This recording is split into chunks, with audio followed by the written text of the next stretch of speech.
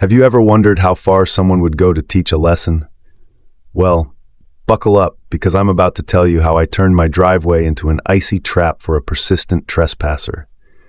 I live at the end of a quiet street in a small town called Maplewood. My house is the last one on the block, and people often use my driveway to turn around. It doesn't usually bother me much, except when they pack down the snow and make it harder to shovel. But there was this one guy, let's call him Mike, who really got under my skin. He worked for a ride service and picked up my neighbor's kid every morning. The problem was, he'd park in my driveway at 8 a.m. sharp and start honking like there was no tomorrow. Now, I work night shifts at the local factory, so you can imagine how much I appreciated being jolted awake every morning. To make matters worse, half the time, Mike would park partially on my lawn. I tried talking to my neighbor Sarah about it. She said she'd speak to him, but nothing changed.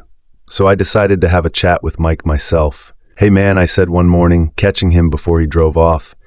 "I don't mind you using the driveway, but could you lay off the honking and stay off my grass?" Mike looked at me like I'd just asked him to solve world hunger. "What's your problem, dude? It's not like you're using it," he snapped. I suggested he wait for the kid to notice him or, heaven forbid, actually get out of the car and knock on the door. You'd think I'd asked him to climb Mount Everest barefoot. The next day, I put a recycling bin at the end of my driveway. Mike just ran it over. I called his company to complain, but they said the drivers were independent contractors. They promised to pass along the message, though. The following morning, I woke up to angry pounding on my door. It was Mike, red-faced and fuming. "How dare you call my boss, you jerk!" he yelled. "What the hell is wrong with you?" I calmly explained that he'd been warned about using my driveway if he couldn't follow the rules. Mike threatened to sue me if he lost his job, but I stood my ground and told him not to trespass again. As he stormed off, spouting obscenities, a plan began to form in my mind. It was Thursday, and the weather forecast predicted a brutally cold weekend, with temperatures dropping to -40 degrees. That's where Celsius and Fahrenheit meet, folks. In other words, frickin' freezing. That night, I grabbed an old plastic garbage bin and sealed up all the holes with duct tape. I made a sign that read, "Private property, no public use," and stuck it on the bin. Then I filled that sucker to the brim with water and left it at the foot of my driveway.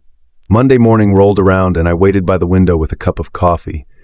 Right on cue, Mike's van appeared.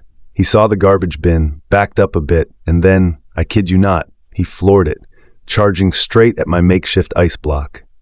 The crunch of metal on ice was music to my ears. Mike's van came to a sudden stop, its front end crumpled like an accordion. He leaped out, face purple with rage, and started screaming about how I was going to buy him a new car and how I was about to be arrested. When the cops showed up, Mike was practically foaming at the mouth as he told his side of the story. The officer listened patiently, then turned to me with a raised eyebrow. "So, let me get this straight," he said to Mike. "This gentleman asked you not to park here if you couldn't follow his rules. He warned you, put up a barrier, and now you want him charged because you damaged your own vehicle trying to destroy his property?" The look on Mike's face was priceless. It was like watching a balloon slowly deflate. "That's not how this works," the officer continued. Then he turned to me and asked if I wanted to press charges for property damage. I just smiled and said, "Nah, I think we're good." As I watched Mike pace back and forth in the frigid air, waiting for a tow truck and explaining to his boss why they needed to send another driver, I couldn't help but feel a sense of satisfaction. Sometimes revenge really is a dish best served cold, or in this case, frozen solid.